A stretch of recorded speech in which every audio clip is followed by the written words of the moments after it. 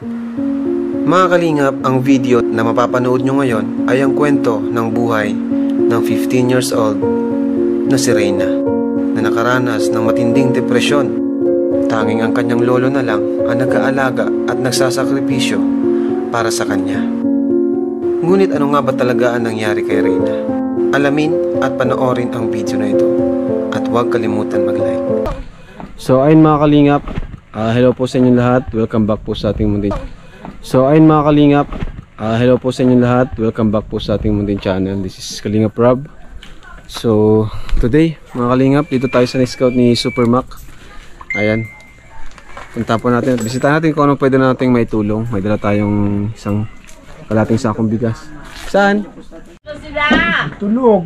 Hello po, Lo. Kayo po yung lolo? Magandang araw po sa inyo, Lolo. Kumusta po kayo, Lolo, dito? Lolo. Ba't ka, Lolo, na luluha po? Bakit narap na po sa anak ko? Ano po? Narap na po ako sa apo ko. Sa apo niya po? Hindi lang ako makatrabaho. Bakit naman po? Alaga ako po yan. Hindi po kayo makapagtrabaho dahil sa apo nyo? Kulang naman po ang nagsusuporto niya, gumagawa. Asan po yung mga ano niya? Wala naman po, hindi naman po nagbibigay. Yung ina, hindi rin. Kung pabayaan ko naman po yung kawawa naman po yan. Wala po siyang magulang? Mayroon po, hindi naman po rin pinapansin. Ako nga po lahat na lang dyan. Munti pa nga ako na makulong. Munti kang makulong, Lolo? Bakit po? Anong nangyari? Nirip ko daw, hindi ko naman nirip. Sabi ko kahit siyang hospital, kahit sa Amerika nyo dali niyan. Kahit magaling na doktor, patingnan nyo kung kinong ko yan. Ang palanan po, nagkasakit. Muntik pa akong damputin na lang. Ay, grabe.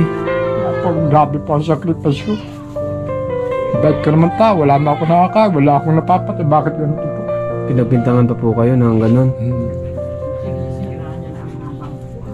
Grabe po ang sacrifice ko niyan, 2 taon na po yan. 2 taon na po yan, Lolo? Ilang taon na po ba siya?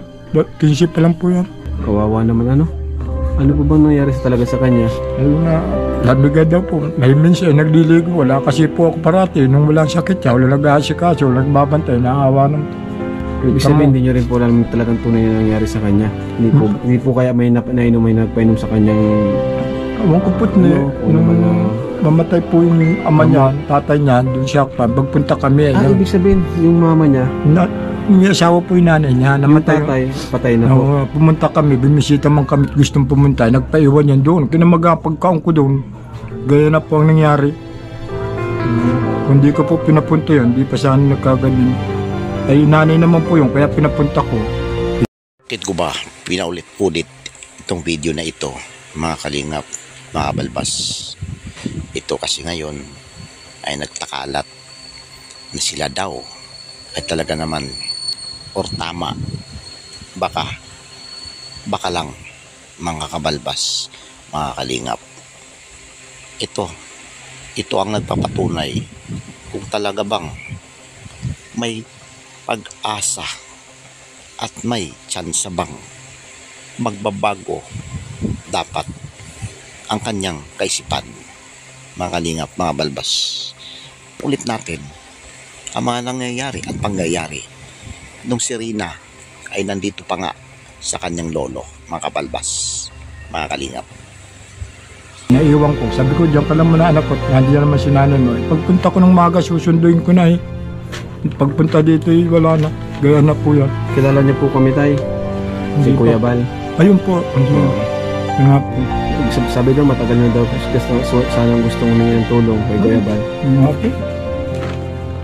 Wala po ko. Ano po ba tayo trabaho niyo po?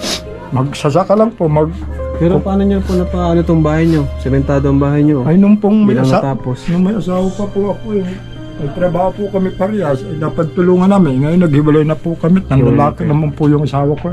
Yung asawa mo nagsama na rin sa iba? Oo, kaya po grabe ang Ibig sabihin kayo na lang po talagang nag-aalaga dito sa ano? Po? Ito po si Nini. Ayan. Ayan mga kalinga po. Bisita ba tayo na po? Ang ginigising ni tatay. Kadadali pa niya sa padero pag nagagalit. Lumabas po kayo, mga kalingap, mga kabalbas. Lumabas po kayo, yung mga nanunulsol, nanunukol dito kay Melanie. Ito na lang sana, no? Kung alam nyo ito ay yung mga bagong viewers natin, ito po ang nangyari sa ating prinsesa, sa inyong sinusuportahan na kanyang ina.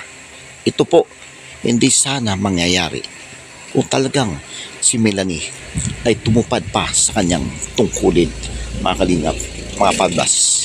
Nung una pa lang, ay talaga naman, ba't di kayo nag-umpisa at tumulong at sumuporta dito sa yung anak nung una pa lang sana?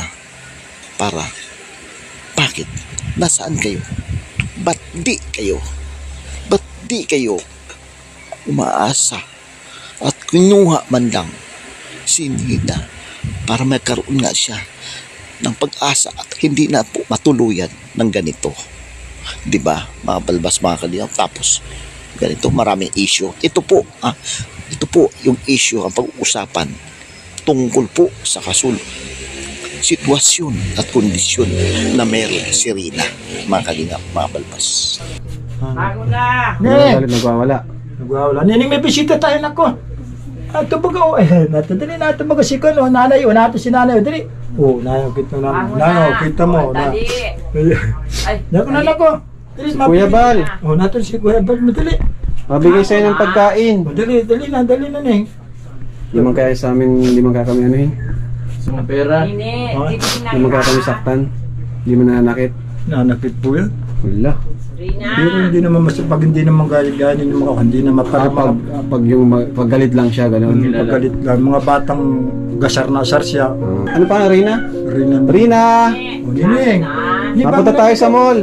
Dali. Bakit ko ba pinaulit-ulit sa inyo, mga balbas, mga kalingap, itong pangyayari, itong part 1 na nung una ay talagang inaalagaan at kinuha nga ito si Rina sa kamay ng kanyang lolo, or para kinuha na mabigyan sana ng isang panibagong pangarap at panibagong pag-asa na siya ay magaling at gumaling. Pero dito, mga kabalbas, sa salukuyan, no, sitwasyon ngayon ay bakit kinuha ito na hindi natin alam na kung ano ang nangyayari at update na meron si Rina. Dito na sana kayo pumasok para sa ganun wala kayong masabi at wala kayong pambabatikos na iniginawa dito sa Kalingap mismo sa kumuha kay Rina. Ito, ilan ito? Ito, ilan ito? Ang dami. Salamat po sa mga. Pambili ka na. Magandang bata pati. Ning. Makita. Hindi ko matin hindi ako makakawa naman talaga. Hindi ko Rina, bayaan naman yan. magkano ito? Tangkad. Ini, Ito. oh. Makakuha yan. Tingnan natin yung anggulo. Titingnan natin ang mga nakaraan. Sino nga ba ang may kasalanan? Sino at bakit nga ba humantong si Rina sa mga ganito at mga pangyayari na sana ay noon pa ay maibsan man lang at mabigyan siya ng pag-asa at maagapan ang kanyang nagiging karamdaman, mga kalingap, mga balbas. Ito po ay yung lingkod at ito po ay matutuloy sa mga susunod na araw, mga kabalbas, para ipamukha natin sa mga nansusulsul at nagwawakwak kay Rina na sana noon pa niyo ginawa ito para sa ganun ay wala sanang issue na mangyayari at wala pong usap-usapan na kumbaga ay batuhan ng mga masasama at masasakit na mga salita at umabot at humantong na nga sa personalan. Ito po ang inyong lingkod, Kabalbas TV, at mabibigay sa inyo ng isang mapagpalang araw, lalo sa ating ama na si Kuya Val Santos Matubang at Ate Edna Balags, Kalingap Rab. Maraming salamat po. At ito po ay matutuloy sa mga susunod na araw o sa mga susunod na oras. At atin itong ibabalikan, mga Kalingap, mga Balbas. Maraming salamat po.